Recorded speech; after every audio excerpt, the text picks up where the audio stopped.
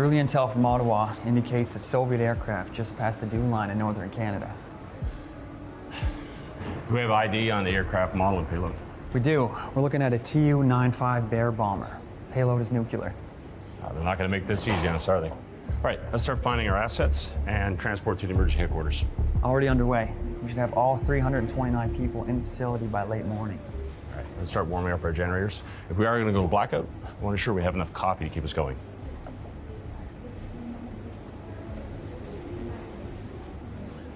Sir, you don't think nuclear war is enough to keep us awake?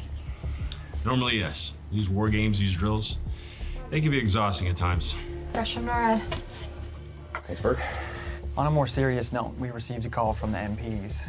There's a buildup of protesters outside the bunker. Anti-nuclear activists found out about our exercises today, and they're converging at the front entrance. There's about 70 civilians, very animated. I saw them on my way in this morning. A woman acting as if she'd survived a nuclear blast. She had a baby. It was like a movie. They're upset that we're conducting our drills on nuclear war. Exactly what did you see this morning when you came in, Burke?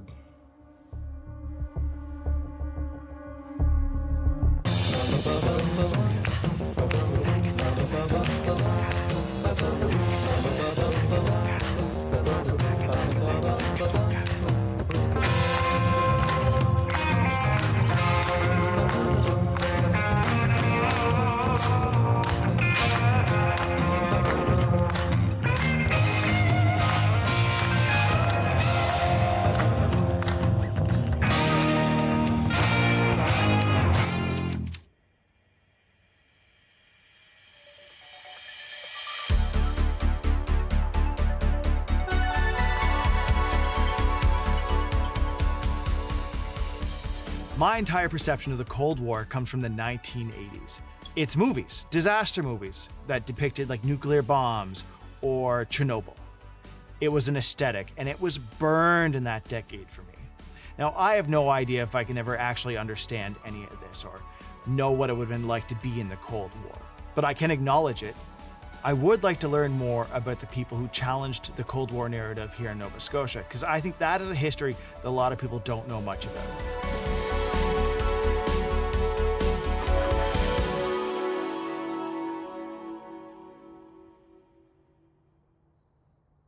How old do you think these maps are? Oh, these would have been put in place here when the facility was built in the 60s. You think?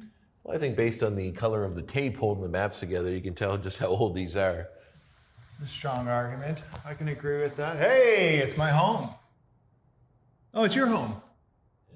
As you can see, these maps cover all of Nova Scotia. In fact, these walls move, allowing you to see closer lookups of every part of the province, including communities, homes, facilities, waterways, roadways, and anything else they need when coming up with logistics. Yeah, I like the idea that during like the Cold War, someone was down here going, oh, I have my eyes on Betty Island. I had a good look at Frying Pan Island over there. Really? Yeah, it's there. Oh.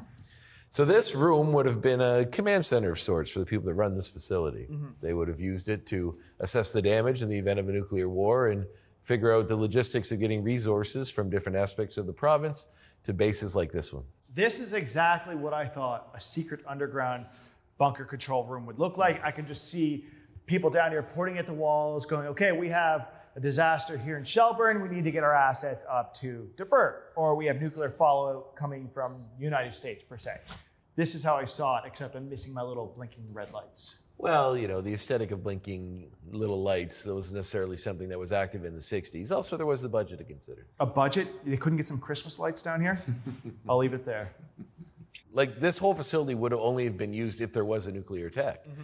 So they had to test the efficacy of that, and in doing so, they would do drills and different tests as well, in which they would use rooms like this for that too. Okay, so that's an interesting point to bring up, because when I started to do research about the Cold War in Nova Scotia, it was a very specific drill from the 1980s that really put our Cold War history on the map for us.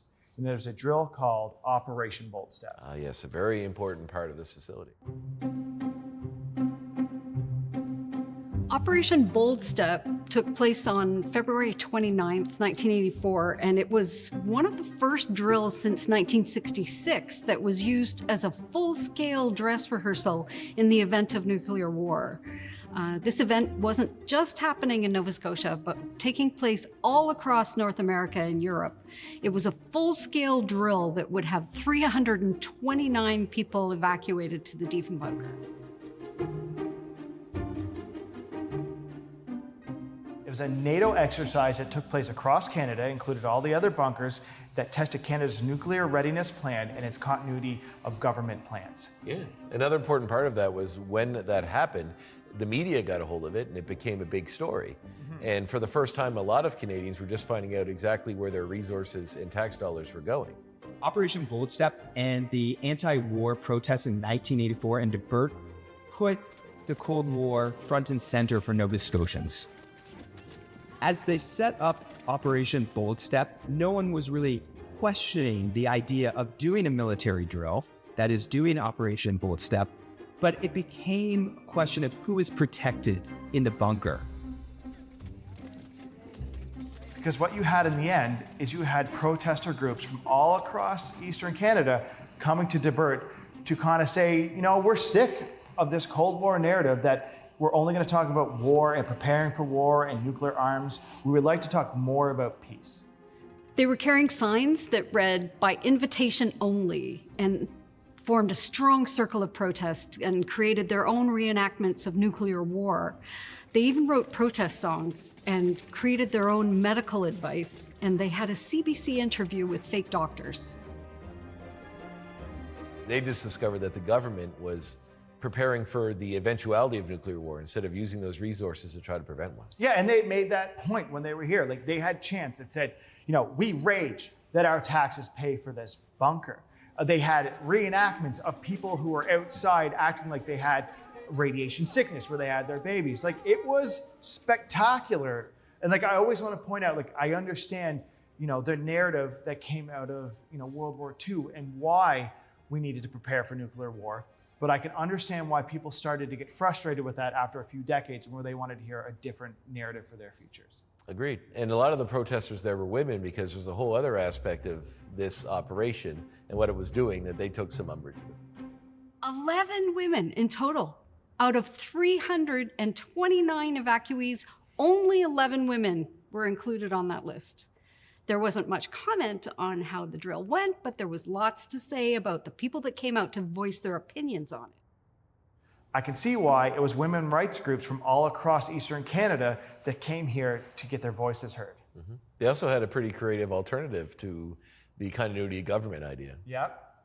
Operation Boldstep was to test the continuity of government plans. Mm-hmm. They said, well, we would like to do the continuity of people plans, which was, instead of 329 elected officials or military officials, we would like 329 women of childbearing age and a sperm depository. Yeah, maybe been a better idea, who's to say? It might have been a better idea, but I think they had a point to make, and I think they made it, and I think it was the right time for it. Absolutely.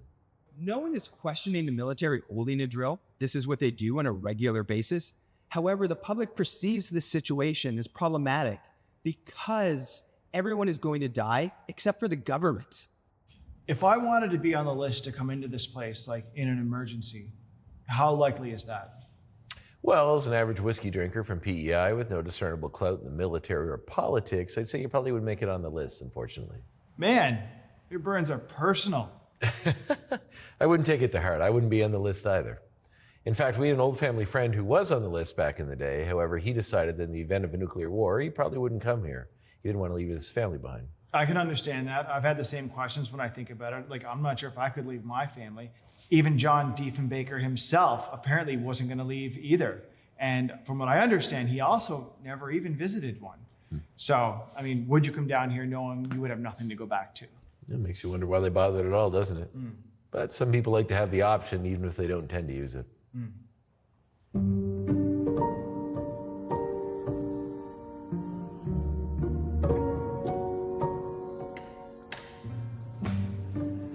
Welcome to the most secret room in Nova Scotia and the last stop on the tour. Oh my God. This is the NORAD room. This is where the Americans and other people with NORAD will be working day and night to keep track of all nuclear activity and keep notes about it on these giant boards. They put it on these giant boards, all the information they need, even some of the messages they put in secret ink that can only be illuminated with the black lights. No! Andre, this is amazing. This is exactly what I was hoping we'd see on the tour. And even cooler is when they want to share that information with the Canadians, they could do this. The wall rotates. No! Yes! Oh, that's exactly what I was hoping we'd see here. This way the Canadians on the other side could see the messages and the Americans could share all that they had to offer. Okay, so we'll say, mid-1980s, Chernobyl's happening, communications coming in, and put it up here, message sends over to there. Absolutely, that's exactly how it was designed to work. That's amazing, I love it. We are in a nuclear bunker in Truro. Like, there's so much happening. Like, do you know that there's actually a connection between Nova Scotia and the Manhattan Project? No, actually, I didn't know that. Okay, so in the Manhattan Project, there was a guy named Joseph Rotblat that worked with Oppenheimer. And they were building the nuclear weapons. And when it became clear to them that the Germans could not build nuclear weapons, he was like, well, this sucks. Like, why are we doing this anymore? There's no point. So he was one of the first scientists to quit the project on moral grounds. Fast forward a decade, and he's working on nuclear disarmament. He's signing treaties, and they're doing things like that. He comes to Nova Scotia, and he's a co-founder of a conference called the Pugwash Conference in 1957. Joseph Rotblat and the Pugwash conferences had a legacy that deeply resonated with the women's rights protesters against Operation Boldstep.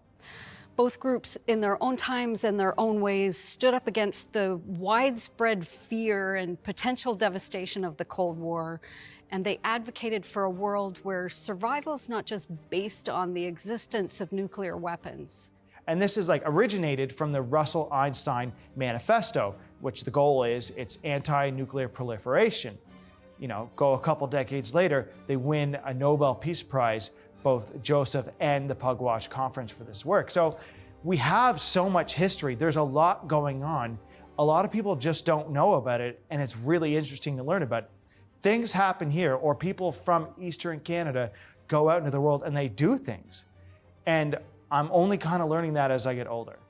The Nobel Peace Prize awarded to Joseph Rotblat and the Pugwash conferences wasn't just an accolade, it was a global acknowledgement for their tireless dedication to peace, and it recognized a vital role that they played in steering the world away from the brink of nuclear disaster.